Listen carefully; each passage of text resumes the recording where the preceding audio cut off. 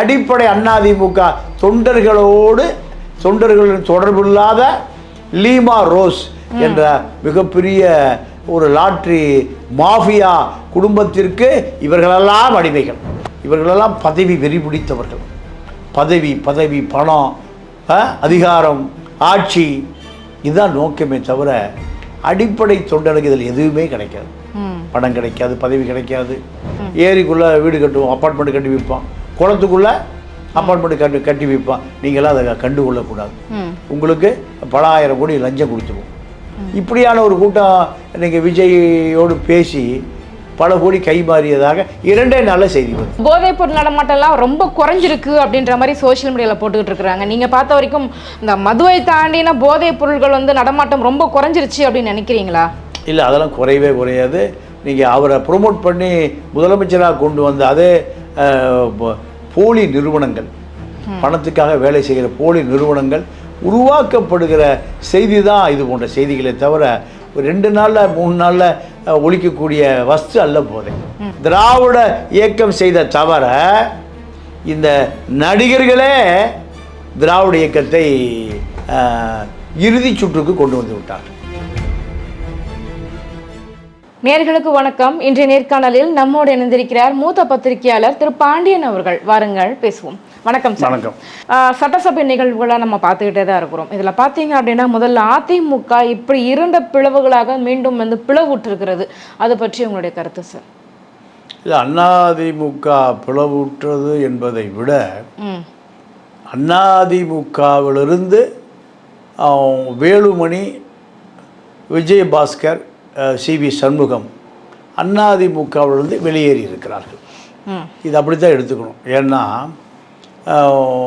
இவர்கள் அதிமுகவிலிருந்து விலகி தாவேகாவில் இணைய போகிறார்கள். இவங்க மட்டும் இணைஞ்சா பரவாயில்ல, கூட 30 பேரையும் சேர்த்துல கூட்டிகிட்டு போகிறாங்க. ஆமாம், 22 பேர் இப்போ இந்த அதிமுகவை விட்டு விலகி விஜய்க்கு ஆதரவாக வாக்களித்திருக்கிறார்கள்.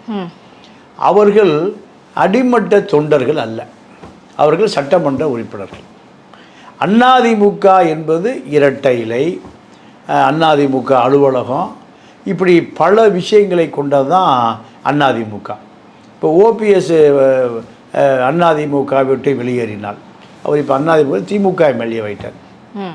அவர் டிடிவி போனார், அவர் அமமுக தலைவர் ஆகிட்டார். இப்போ அதே போல தான் இப்போ வேலுமணி தலைமையில் ஒரு குழு வெளியேறி தாவேகாவில் அமைச்சராக போகிறார்கள். அப்போ இவர்கள் எப்படி அதிமுகவை போகும்? அதிமுக என்பது கூண்டோடு போகணும், இரட்டையிலையோடு போகணும். அப்போ எடப்பாடியோடு போகணும், தொண்டர்களோடு போகணும். அதுதான் அதிமுக. இது அதிமுக அல்ல. அதிமுகவில் உள்ள வேலுமணி, தங்கமணி உட்பட 22 சட்டமன்ற உறுப்பினர்கள் அங்கு இணைந்து கொள்கிறார்கள். இவர்களுடைய நோக்கம் அமைச்சராக வேண்டும், பதவி வேணும், அதிகாரம் வேண்டும். இருக்கிற கொள்ளையடித்து மக்களிடம் கொள்ளையடித்து வைத்திருக்கிற இந்த பணங்களை பாதுகாப்பு வேணும். இதுதான் இவர்களுடைய நோக்கமே தவிர இவர்கள் அடிப்படை அதிமுக தொண்டர்களின் தொடர்பில்லாத லீமா ரோஸ் என்ற மிகப்பெரிய ஒரு லாட்ரி மாஃபியா குடும்பத்திற்கு இவர்களெல்லாம் அடிமைகள். இதுக்கு பின்னாடி பாஜக எதுவும் செயல்படுதுன்னு எடுத்துக்கலாமா சார்? இல்லை, பாஜகவுக்கு இதுக்கு தொடர்பே இல்லை. ஏன்னா அதிமுக ஒன்றாக இருந்தால்தான் பாஜகவுக்கு லாபம். அதிமுக சுக்கு நூறாக உடைந்தால் அதிமுகவுக்கு லாபம் இல்லை. இப்போ இவர்களெல்லாம் போன பிறகு அந்த கட்சி இனிமேல் தான் அந்த தொண்டர்கள் கட்சியாக அது மாறும். அதுவரை இது வேலுமணி கட்சியா, சி.வி. சண்முகம் கட்சியா, விஜயபாஸ்கர் கட்சியா மாறும். இபிஎஸ்க்கு தொடர்ந்து இந்த மாதிரி நெருக்கடிகள் வந்துகிட்டே இருக்குது. கட்சி இப்படி பிளவுபட்டுக்கிட்டே இருப்பதன் மூலமாக தொண்டர்களுக்கு ஒரு அயற்சி ஏற்படாதா சார்? இல்லை, அது ஏற்படத்தான் செய்யும். அதே நேரத்தில் சில துரோகங்களையும் சந்தித்து தான் ஆகணும். காரணம், ஒரு கட்சி என்பது பல்வேறு வகையானவர்களோடு தொடர்புடையதான் கட்சி.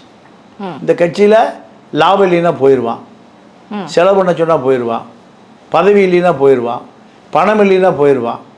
அதே போல தான் இந்த கட்சி. அப்போது இன்னும் எத்தனை பேர் போனாலும் இந்த கட்சி இருக்கும். நீங்கள் நிறைய பேர் அதிமுகலேருந்து விலகி திமுகவில் போய் அமைச்சராகவே ஆயிட்டான். ஆனாலும் அதிமுக அழிந்து போகலை. அதிமுக திமுக 2 கட்சிகளுமே அடிப்படையாக திமுக கொஞ்சம் கொள்கை பேசக்கூடியவர்கள், அதிமுக கொள்கையே தெரியாதவர்கள். இதுதான் அதிமுக திமுக. இப்போ இந்த 2 கட்சிகளுமே கொள்கையே தெரியாத விஜய் முதலமைச்சராக இருக்கார். இப்போ இதெல்லாம் இந்த திராவிட இயக்கம் வீழ்ச்சி அடைய தொடங்கிவிட்டது என்று தான் நம்ம எடுத்துக்கொள்ள வேண்டும். இதில் இன்னொரு பக்கமும் நீங்கள் பார்க்கணும் சரி. ஏன்னா வந்துட்டு ஆட்சி அமைப்பதற்கே பார்த்தீங்க அப்படின்னா திமுக கூட்டணியில் இருந்த கம்யூனிஸ்ட் கட்சிகள், விசிகா, இந்த மாதிரியான கட்சிகள், காங்கிரஸ் மொத்தமாக அங்கே போய் சேர்ந்துட்டாங்க. இந்த மாதிரியான கட்சிகள் ஆதரவுனால தான் வந்துட்டு ஆட்சி அமைக்க முடிஞ்சுது. இப்போ இருக்கிற சூழ்நிலையில் பார்த்தீங்க அப்படின்னா இவங்க சப்போஸ் இவங்க வாபஸ் வாங்கினா கூட எங்களுக்கு பிரச்சனை கிடையாது, ஒரு 30 எம்எல்ஏக்களை வந்து எங்களுக்கு சப்போர்ட் பண்ணுறாங்க அப்படின்ட்டாங்க. ஸோ இது வந்து எதை காட்டுது? இதுக்கு பின்னாடி ஒரு பெரிய கேம் ப்ளே பண்ணுற மாதிரி இருக்குது அப்படின்ற மாதிரியான விஷயங்கள் வந்துகிட்டு இருக்கு. இதை நீங்கள் எப்படி பார்க்குறீங்க? இதன் மூலமாக மத்திய அரசினுடைய திட்டங்கள் தமிழகத்துக்கு ஈஸியாக கொண்டு வரப்படும் அப்படின்னு நினைக்கிறீங்களா சார்? இல்லை, மத்திய அரசு திட்டம் வருவதற்கும் இந்த கட்சி உடைத்து கொண்டு வருவதற்கும் சம்மந்தம் இல்லை. இவர்கள் பதவி வேணும்னு வருகிறார்கள். பதவி இல்லைன்னா திரும்பி போயிடுவான், எங்கள் தெருவுக்கு போயிடுவான், இல்லை திமுகவுக்கு போயிடுவான், இல்லைன்னா விஜய் கட்சியிலே இணைஞ்சிருவோம். இதுதான் நடக்கும். ஆனால் விஜயை பொறுத்த வரைக்கும் 5 ஆண்டு காலம் முழுமை பெறுமா? அதான் 30 எம்எல்ஏக்கள் ஆதரவு கொடுத்துட்டாங்களே. இது 30 எம்எல்ஏ 5 வருடத்துக்கு மொத்தமாக கொடுத்தாங்கன்னு சொல்ல முடியாது. 5 நாள்லேயே வாபஸ் வாங்கலாம். அமைச்சர் பதவி கிடைக்கலன்னா அவ்வளோ பேர் வெளியேறலாம். அமைச்சர் பதவி கிடைக்கலனா அத்தனை பேரும் வெளியேறலாம். அது நிரந்தரம் அல்ல. அரசியல் என்பது ஆதாயத்துக்கான அமைப்பு.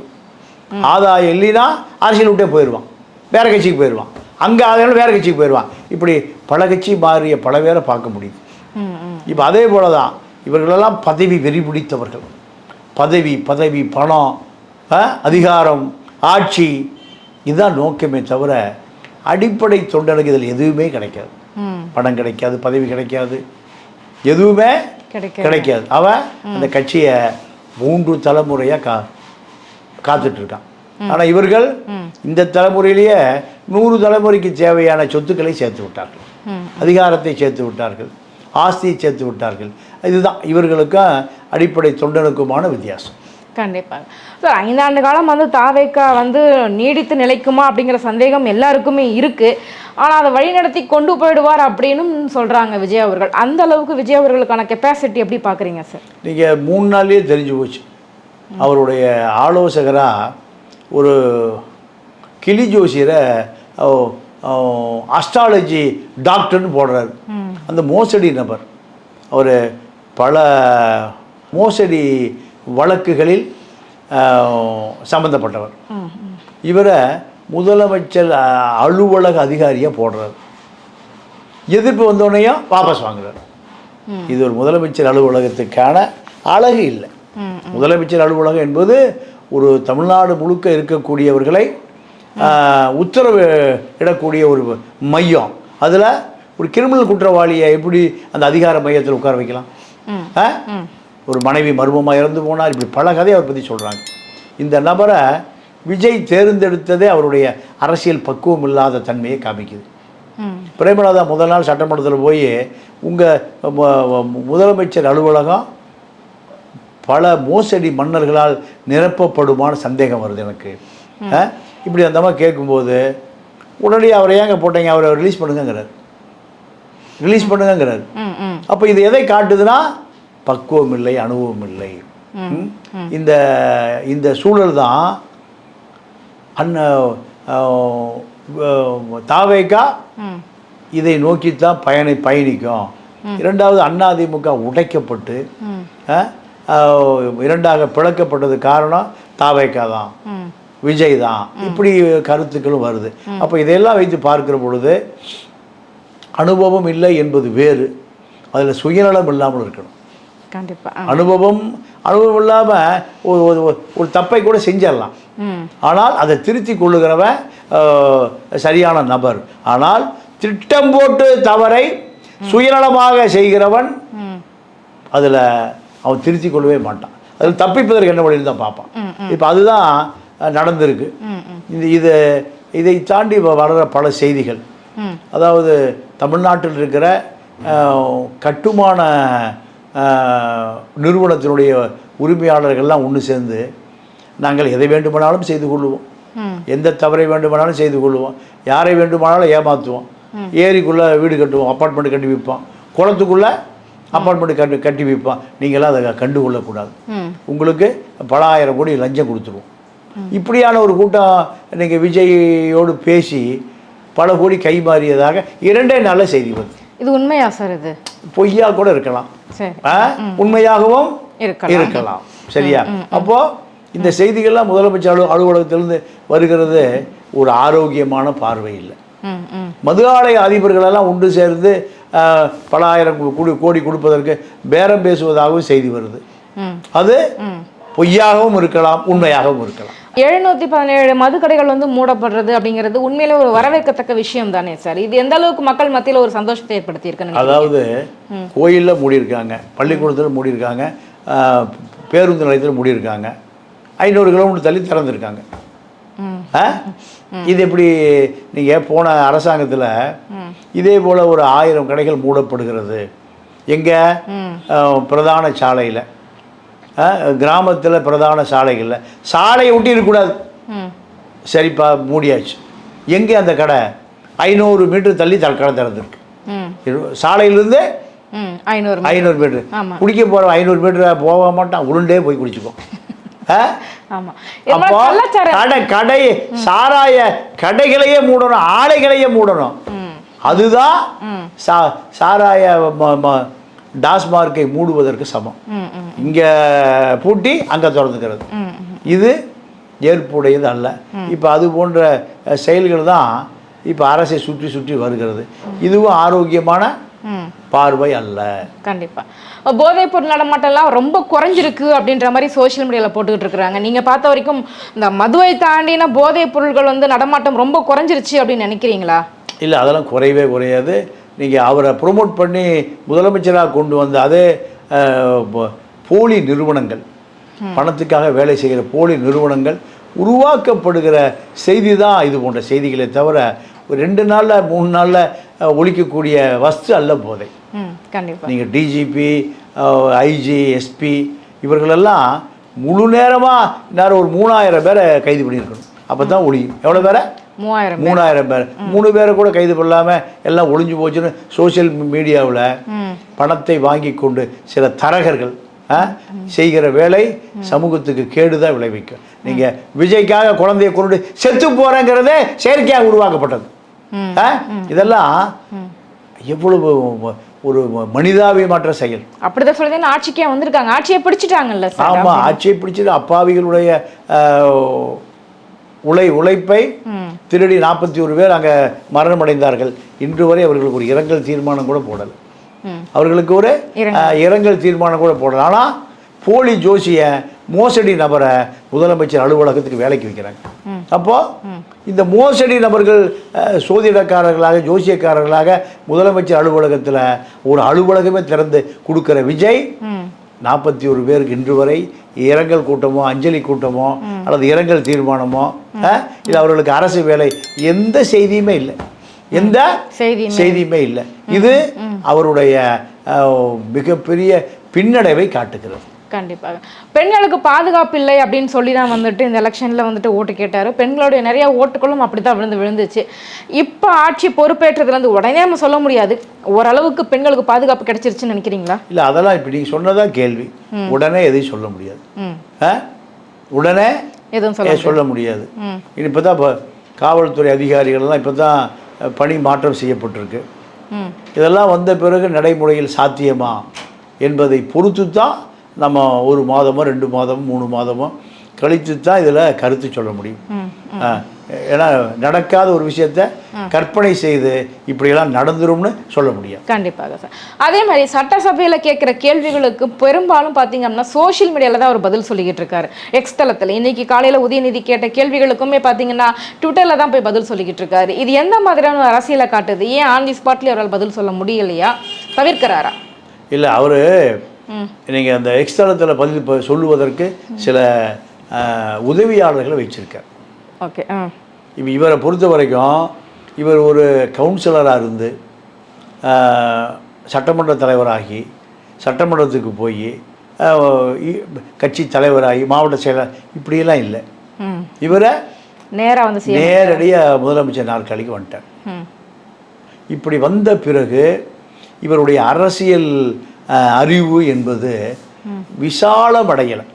ஏன்னா கருணாநிதிக்கு அரசியல் அறிவு விசாலமடைந்தது. என்ன காரணம்? நீங்கள் அவருக்கு சின்ன வயதிலிருந்து அரசியல்வாதி, பெரியாரோட சிஷியன், அண்ணாவோட சிஷியன், இப்படியெல்லாம் அவருக்கு மிகப்பெரிய அனுபவ சொத்து இருந்தது. ஆனால் விஜய்க்கு அது போன்ற எதுவும் இல்லை. அதுதான் இங்கே இருக்கக்கூடிய மிகப்பெரிய ஒரு பின்னடைவு. ஸோ இதை காலம் திருத்திக்குவாங்க, இப்போ தானே ஆரம்பிச்சிருக்குது, போக போக பழகிக்குவாங்க, இந்த மாதிரியான பேச்சுக்கள்லாம் ஏற்புடையதாக இருக்குன்னு நினைக்கிறீங்களா? அரசியலில் கீழே விழுந்து சிஎம் ஆனதுக்கு பிறகு அரசியலை கற்றுக்கணும் அப்படிங்கிறது சரியா? இந்த வாதம் அது என்ன காரணம்னா, திராவிட இயக்கம் ஒரு பக்குவப்பட்ட இயக்கம். தந்தை பெரியார் முதல்ல கொள்கைகளை தான் சொல்லி கொடுத்தார். அதற்கு பின்னாடி அண்ணாதுரை, கருணாநிதி போன்றவர்களெல்லாம் கவர்ச்சி அரசியலை இறக்குமதி செய்தார்கள். இந்த கவர்ச்சி அரசியல் தான் நீங்கள் எலெக்ஷன் வந்துன்னா நடிகைகள் பூரா அறிக்கிடுவான், நடிகர்களை பூரா அறிக்கிடுவான். பார்த்தீங்களா? ஆமாம். இது ஆரோக்கியமான அரசியல் அல்ல. இதுதான் அண்ணாதுரையும் செஞ்சார், கருணாநிதி அத்தனை பேரும் செஞ்சாங்க. இப்போ அதுதான் அரசியலாகவே மாறிவிட்டது. இந்த திராவிட இயக்கம் செய்த தவறு, திராவிட இயக்கம் செய்த தவற இந்த நடிகர்களே திராவிட இயக்கத்தை இறுதி சுற்றுக்கு கொண்டு வந்து விட்டார்கள். அப்போ திராவிட இயக்கம் எதை விதைத்ததோ அதே விளைந்து முற்றி நிற்கிறது. திராவிட இயக்கம் அதையே அறுவடை செய்து அழிந்து போக வேண்டியதாகி விட்டது. கண்டிப்பாக சார். இப்போ அதே மாதிரி பார்த்தீங்க அப்படின்னா அதிமுக இந்த பக்கம் ஆதரவு தெரிவிச்சிருக்கிறாங்க. இப்போ மெல்ல மெல்ல பாஜகவினுடைய கை இதன் மூலமாக ஓங்கும் அப்படின்னு எடுத்துக்கலாமா சார்? இதில் பாஜக ரோலே இல்லைம்மா. ஏன்னா அதிமுக பாஜக கூட தானே கூட்டணியில் இருக்கிறாங்க. கூட்டணியில் இருக்கு. ஆனால் பாஜக அதிமுக எப்படி உடைக்கும்? வலிமையாக இருந்தால் தான் அதுக்கு அது பலன் தரும்.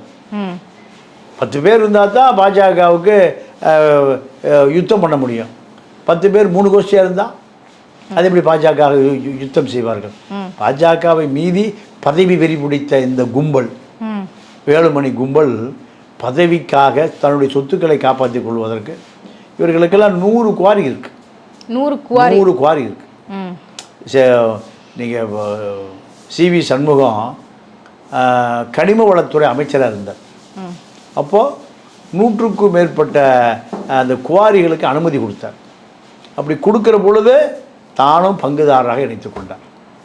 திருவண்ணாமலை, விழுப்புரம், திண்டிவனம், மலையை சுற்றி மலை சார்ந்த கள்ளக்குறிச்சி, இங்கெல்லாம் நிறைய குவாரி ஓடுது. அதே போல் புதுக்கோட்டை மாவட்டத்தில் இருக்கிற மலைகள் பூரா விராலி மலை, அங்கெல்லாம் அதுதான் ஒரு தொகுதி, அங்கெல்லாம் குவாரி இருக்குது. அதே போல் வேலுமணிக்கு கோயம்புத்தூர் மலை அடிவார மாவட்டம் தான், அங்கேயும் குவாரி இருக்குது. இந்த 3 பேருக்கு 100 குவாரி இருக்குது. ஒரு குவாரிக்கு லஞ்சமாக வருஷம் 5 கோடி ரூபா கொடுக்கணும். 100 குவாரிக்கு 500 கோடி ரூபா கொடுக்கணும். இதற்காகத்தான் அதிமுகவை உடைத்து இரட்டை இலையை எரித்து எங்கே சேர்றாங்க? தாவேக்க சேர். இதுதான் இவர்களுடைய கொள்கையை தவிர இவர்களுக்கு எந்த பொது நோக்கம் இல்லை, எந்த கொள்கை கோட்பாடுகள், லட்சியங்கள், சிந்தனைகள் எதுவுமே கிடையாது. இவர்களெல்லாம் அலிபாபாவும் 40 திருடர்களும் தான். அப்போ இது எப்படி தொண்டை ஏற்றுக்குவான்? ஏற்றுக்க மாட்டான். பாஜகவும் ஏற்றுக்கொள்ளாது. எதிர்காலத்தில் இவர்களும் ஓபிஎஸ்கள் தான். இவர்களும் ஓபிஎஸ் சார். அதே மாதிரி பார்த்தீங்க அப்படின்னா இன்னைக்கு உதயநிதி பேசும்போது சோஃபா முன்னாடி போயிடுது, அதுக்கு பின்னாடி தலைவர் போகிறாரு அப்படின்ற மாதிரி என்ன சொன்னார்? புஷ்பா படப்பாணியில் ஒரு இதுதான் மாற்றமா அப்படின்ற மாதிரி கேட்டிருக்கிறாரு. உண்மையிலே அந்த சோஃபாக்குள்ள அப்படி என்னதான் இருந்தது? போகிற இடமெல்லாம் சோஃபா போய்கிட்டு இருக்கு, என்னவா இருக்குன்னு நினைக்கிறீங்க? இல்லை, இது இந்த திராவிட கல்ச்சர் தான். நீங்கள் இவர் என்ன பண்ணியிருக்கணும், அந்த வீரன் மாவீரன் உதயநிதி வாக்கெடுப்பு நடக்கிற பொழுது நீங்கள் அங்கே அமர்ந்து அதை எதிர்த்து இருக்கணும். விஜய்க்கு ஆதரவாக எதிராக அந்த வாக்கில் 60 வாக்குகள் குறைவாக இருக்குது. அப்போ விஜய்க்கு எதிர்ப்பே இல்லைங்கிறதா வரலாறு பதிவு செய்யுது. இந்த வீரர்கள் யார்? உதயநிதி வீரர்கள் நீங்கள் அவர்களோடு சமரசம் செய்து கொண்டார்கள். நீங்கள் எங்கள் மேலே எந்த வழக்கும் போட்டுறாதீங்க, என்னை ஜெயிலில் பிடிச்சி போட்டுறாதீங்க, என் மச்சானை ஜெயிலில் பிடிச்சி போட்டுறாதீங்க, அவ்வளோ திருடி இருக்காரு மச்சான். எங்கள் அம்மா அட்சய திருதி அன்னைக்கு 50 கிலோ தங்கம் வாங்கியிருக்கு. இதெல்லாம் கொள்ள, இதனால் ஜெயிலில் பிடிச்சி போட்டுறாதீங்க, உங்களை நாங்கள் எதிர்க்கவே மாட்டோம், உங்களுக்கு ஆதரவாக இருப்போம். இதனுடைய சமிக்கை தான் வாக்கெடுப்பு நடக்கிற பொழுது வெளியே ஓடி தப்பி விட்டார்கள். வெளியே ஓடி தப்பி விட்டார்கள். இவர்கள் முன்னாள் திருடர்கள், இவர்கள் இன்னாள் திருடர்கள். இவர்கள் திருடுவதற்கு அவர்கள் சமிக்கை கொடுத்திருக்கிறார்கள், அவர்கள் திருடியதை இவர்கள் சமிக்கை கொடுத்திருக்கிறார்கள். ஆக முன்னாள் இன்னாள் திருடர்கள். அதிமுக இன்னாலும் திருடர்கள். இந்த கூட்டணி திருடர்கள் முன்னேற்ற முன்னணி மக்களை கொள்ளையடிப்பதில் போட்டி போட்டுக்கொண்டு ஒருவரை ஒருவர் முட்டி மோதிக்கொண்டு மக்கள் சொத்தை கொள்ளையடித்து பல ராஜாக்களைப் போல, பழைய மிராசுதார்களைப் போல வாழ்ந்து கொண்டு இருக்கக்கூடியவர்கள் தான் இந்த அரசியல்வாதிகள். இதில் இப்பொழுது விஜயும் இணைந்து கொள்ளுகிறார் என்பதுதான் நமக்கு வருத்தம். கண்டிப்பாக சார். சார், இப்போ காங்கிரஸ் திமுகலும் தான் காங்கிரஸ் வளரவே இல்லை, எங்களால் வளர்ச்சியை தடைப்பட்டுச்சு அப்படின்ட்டாங்க. இப்போ தாவேகா கூட்ட போய் இணைஞ்சிட்டாங்க. இதுக்கப்புறம் தமிழகத்தில் காங்கிரஸினுடைய வளர்ச்சி ரொம்ப அபாரமானதாக இருக்கும் அப்படின்னு எடுத்துக்க முடியுமா? இல்லை, காங்கிரஸ் அழிந்து 1967 அண்ணாவை அதை சவப்பெட்டிகளை போட்டு கடைசி ஆணி அடித்து விட்டாங்க. இன்னைக்கு வரைக்கும் காங்கிரஸுக்கு கொடி கட்டுவதற்கு ஆள் இல்லை, குச்சி நட்டுவதற்கு ஆள் இல்லை. இப்படி எல்லாம் இருக்கிற அத்தனை பேரும் மிராசுதார்கள் தான், பழைய பண்ணையார்கள் தான். இவர்களை வைத்துக்கொண்டு எந்த காங்கிரஸ் அப்பாவி தொண்டன் போவான்? கம்யூனிஸ்டுகளே இப்போ தொண்டன் இல்லை. கம்யூனிஸ்டுகளே இப்போ கொடி கட்டுவதற்கு நீங்கள் குத்தகைக்கு விட்டுறலாம். திமுக அதான் நிலைமை, அதிமுக அதுதான் நிலைமை. அப்போ நீங்கள் அரசியல் செய்து கொண்டு இருக்கிற திமுக அதிமுக கட்சியை நீங்கள் அழிந்து போன பிறகு காங்கிரஸ் எங்கே வளரும்? காங்கிரஸ் அண்ணா காலத்தில் அழிக்கப்பட்டது. அதனால் காங்கிரஸுக்கு எதிர்காலமும் இல்லை, நிகழ்காலமும் இல்லை, எதிர்காலமும் இல்லை. கண்டிப்பாக சார். எங்கள் கேள்விகளுக்கு ரொம்ப சிறப்பான பதில் சொன்னீங்க சார். ரொம்ப நன்றி. நன்றி, வணக்கம்.